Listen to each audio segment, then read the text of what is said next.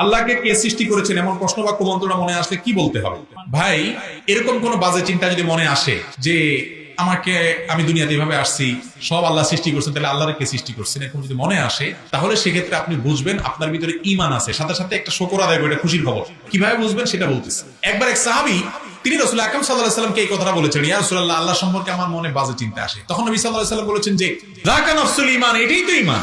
ভাই, যে ঘরে সম্পদ আছে সেখানে চোর যায়, যে ঘরে সম্পদ আছে সেখানে, যেটা নাস্তিক ওটার মনে এগুলো আসে না। আপনি আল্লাহর প্রতি ঈমান আনছেন দেখো, যে ইবলিস ও তো বসে নেই, ও আপনার মনের ভিতরে খোঁচায়। কি করে? খোঁচায়, এই কথা ঢুকায়, ওই কথা ঢুকায়, বিভিন্ন রকমের দৃষ্টাও আপনার মনের ভিতরে করে, যাতে করে আপনি বেঈমান হয়ে যান। এগুলো যখনই মনে আসবে, আপনি তখন বুঝবেন যে ও শয়তান নারে তো ধরে ফেলছি, এটা তো আমার খোঁচাইতেছে।